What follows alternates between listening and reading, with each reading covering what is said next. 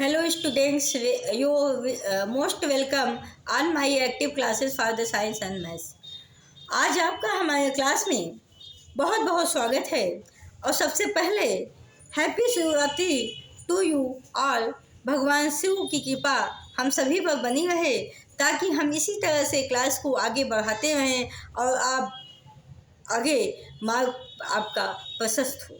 इसके बाद हम आपको केमिस्ट्री के कुछ थॉमसन वाटरमेलन मॉडल जो कि कल आपको हमने बताया था, तो आज हम आपको वाटरमेलन मॉडल ऑफ एटम के बारे में बताने जा रहे हैं। Watermelon model of the atom is given by 1904 by the Thomson ने वाटरमेलन मॉडल को एटम के वाटरमेलन मॉडल को 1904 में दिया और थॉमसन ने ये बताया कि हमारा जो एटम है वो एज लाइक वाटरमेलन, जैसे वाटरमेलन होता है उस तरह से है।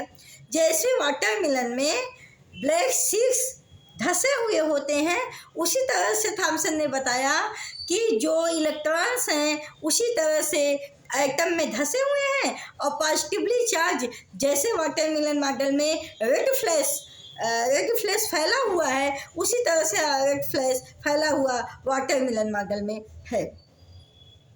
तो उसके बाद इन्होंने ये कहा कि लेकिन एक बात की जिक्र इन्होंने बहुत ही अच्छी कर दी। इन्होंने कहा कि प्रोटॉन जो है रेड फ्लैश की तरह फैले हुए रहते हैं एज लाइक वाटरमेलन, और इलेक्ट्रॉन उसमें धसे हुए रहते हैं जैसे एज लाइक ब्लैक सीड्स। तो और इन्होंने ये कहा कि जितना पॉजिटिव चार्ज फैला हुआ है उतना ही इलेक्ट्रॉन भी धसे हुए हैं। तो ओवरऑल ये कहना ये चाहते थे कि ये आप समझ लीजिए कि एटम जो है न्यूट्रली चार्ज्ड है, मतलब पॉजिटिव और निगेटिव दोनों ही इक्वल हैं, इसलिए एटम पे कोई चार्ज नहीं है, क्योंकि जितनी संख्या में निगेटिव चार्ज इलेक्ट्रॉन का है उतने ही में पॉजिटिव रेड फ्लैश के रूप में फैले हुए हैं। तो ये बात तो इनकी यहाँ तक की कॉन्सेप्ट की बात तो यहाँ आई। आप यहाँ देख सकते हैं जहाँ पर ब्लैंक दिया गया है वही ये रेड फ्लैश है एज लाइक वाटरमेलन, और जहाँ पे पॉइंट हमने किया है वही एक इलेक्ट्रॉन है जैसे तरबूज में ब्लैक सीड्स धसे हुए होते हैं। लेकिन इसमें इन्होंने आगे तक की ये बात कही कि एटम जो है न्यूट्रली चार्ज होता है, मतलब उदासीन होता है, क्योंकि पॉजिटिव और निगेटिव दोनों ही आपस में इक्वल अमाउंट में हैं।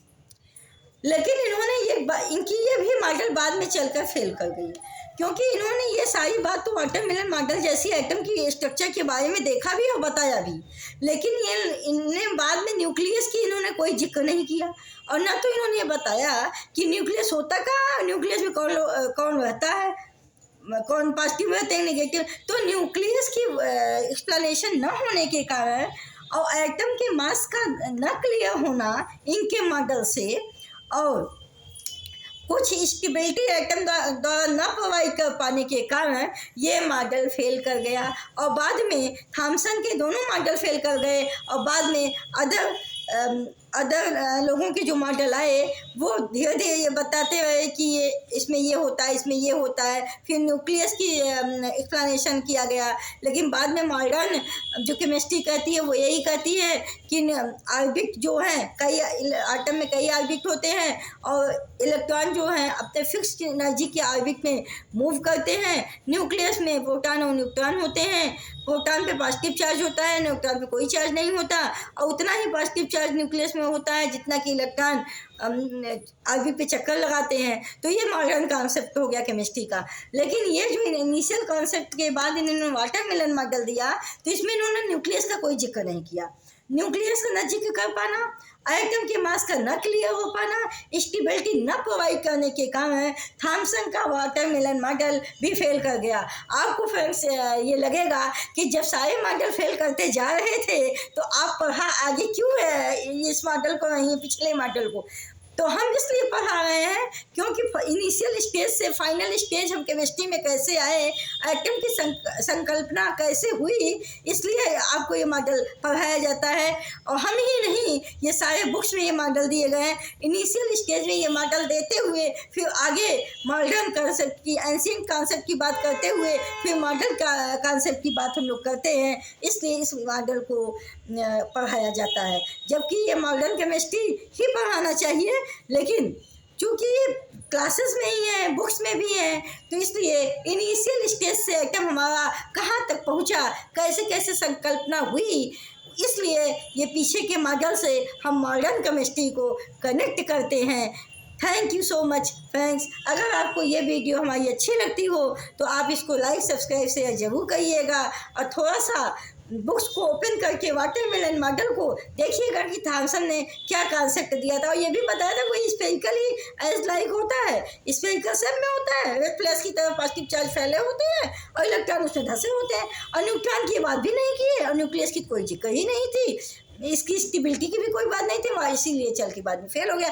बाद में जब अदर लोगों के कॉन्सेप्ट आते गए तो इनसे ज़्यादा अच्छे वो साबित हो रहे थे, इसलिए ये कॉन्सेप्ट बाद में चल के फेल हो गया। लेकिन ये मॉडल दिया गया था थॉमसन के द्वारा 1904 में।